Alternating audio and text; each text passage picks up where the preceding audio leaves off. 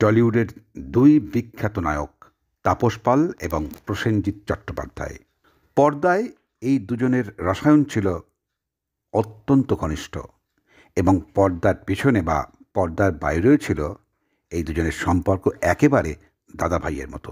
কিন্তু তার সত্ত্বেও স্বয়ং প্রসেনজিৎ চট্টোপাধ্যায় তাপস পাল সম্পর্কে এই কথাগুলো কেন বললেন, যা তিনি কোথাও কখনো বলেননি, এবং শুধুমাত্র বলে থেমেই থাকলেন না। এই কথাগুলো ছাপা হয়ে গেল বাংলার দুই বিখ্যাত পত্রপত্রিকায়। পত্রিকা দুটোর নাম আনন্দবাজার এবং আনন্দলোক। প্রিয় বন্ধু, আমি তোমার সুতপন, আর আমার পডকাস্টে তুমি শুনছো কথায় কথায়। আজ শুধুমাত্র তোমাকেই শোনাবো প্রসেনজিৎ চট্টোপাধ্যায় এবং তাপস পালের মধ্যে একেবারে দাদা ভাইয়ের সম্পর্ক থাকা সত্ত্বেও কেন প্রসেনজিৎ চট্টোপাধ্যায় একেবারে প্রেসে এই কথাগুলো বললেন। তাহলে কি ধরে নিতে হবে পর্দায় তাদের এই যে গুড আন্ডারস্ট্যান্ডিংটা ছিল এবং পর্দার বাইরে যে দাদা ভাইয়ের মতো সম্পর্কটা ছিল, এর সবটাই লোক দেখানো, সবটাই ফাঁকিবাজি বা ধান্দাবাজি?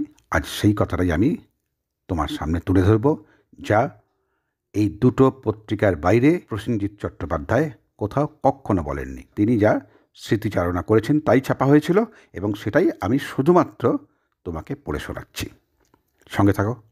প্রসেনজিৎ চট্টোপাধ্যায় বলছেন, তাপসের জন্মদিন 29শে সেপ্টেম্বর, আমারও 30শে সেপ্টেম্বর।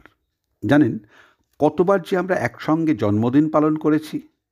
আমি তখনও স্ট্রাগল করছি, আর দাদার কীর্তি সাহেব এসবের দৌলতে তাপস অনেকটাই এগিয়ে। কিন্তু ও অনেকটা এগিয়ে থাকলেও আমাদের বন্ধুত্বে কিন্তু কোনো দিন কোনো রকম অসাম্য ছিল না। আমরা যে সময়টায় কাজ করতে এসেছিলাম সেই সময় ইন্ডাস্ট্রি একেবারে মৃতপ্রায় অবস্থা।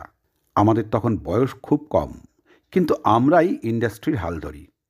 এরপর তাপসের গুরুদক্ষিণা গোল্ডেন জুবিলি হিট হলো, আর আমার অমর সঙ্গী প্ল্যাটিনাম জুবিলি পেল। এরপর থেকে তো কোনো নায়ক নায়িকা নয়, এরপর থেকে আমাদের দুজনের নাম একসঙ্গে উচ্চারণ করা হতো বহু বছর। দুজনেই মারাত্মক ব্যস্ত।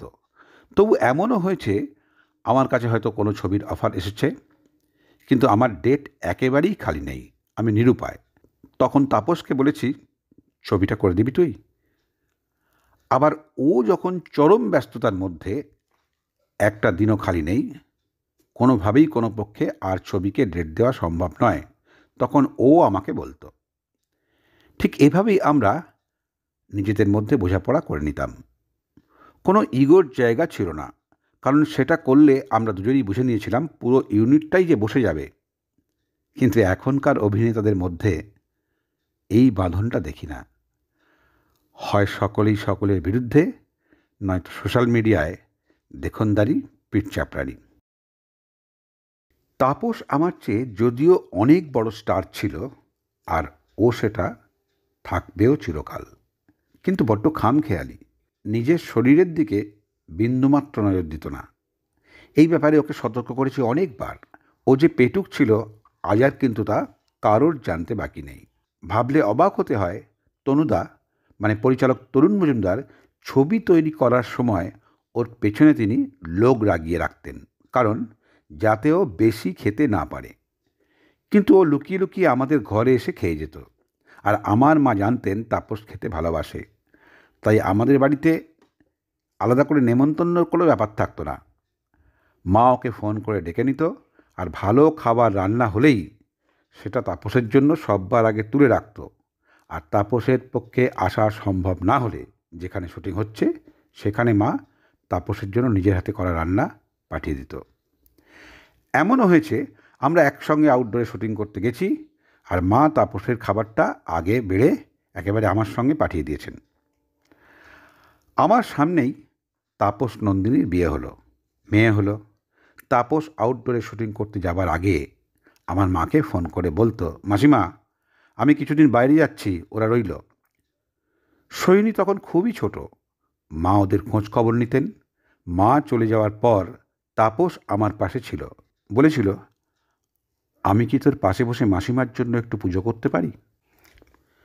তনুদার পথ ভোলা ছবির সময় আমি একেবারেই আনকোড়া। বিড়ি সিগারেট তখন খেতে জানতাম না। এদিকে সেই ভোর 4:30 প্রত্যেক দিন 5টার সময় ঘুম থেকে উঠে স্নান সেরে ফেলতে হতো পাতকুয়োর জলে।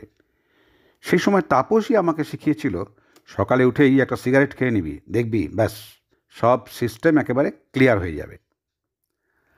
আমাদের যখন 20+ বয়স, এই বয়সে যখন বাকিরা ক্লাব পার্টি করে বেড়ায়, বন্ধুদের সঙ্গে কত মজা করে, সেখানে আমরা রোজ 24 ঘন্টার টানা 10 থেকে 12 থেকে 14 ঘন্টা, এমনকি 16 ঘন্টাও শুধু শুটিং করেছি। তাই আমাদের ঠাট্টা ইয়ার্কি আনন্দ সব ওই স্টুডিওতে হতো, স্টুডিওর বাইরে নয়। ফলে স্টুডিওর বাইরে এই আনন্দ ঠাট্টা ইয়ার্কি করবার কোনো রকম সুযোগই ছিল না। ফলে ওখানে সবাইকে আমরা দুজনে লেকপুল করতাম। আমরা নিজেদের মধ্যে যোগসাজশ করে হয়তো কাউকে টার্গেট করতাম এবং তারপর চলতো তার লেগ পুডিং। বাকিরা কিন্তু সবসময় ভয়ে একেবারে ততস্থ হয়ে থাকতো। তারা তো জানতোই যে বুম্বা আর তাপস একসঙ্গে হলেই নানা রকম উদ্ভট কাণ্ড করবে। এরপর তো যা হয়, সময়ের বদল এলো। তাপস স্টুডিওর ফ্লোর ছেড়ে রাজনীতির দিকে ঝুঁকল এবং ওটাতেই বেশি করে মন দিল।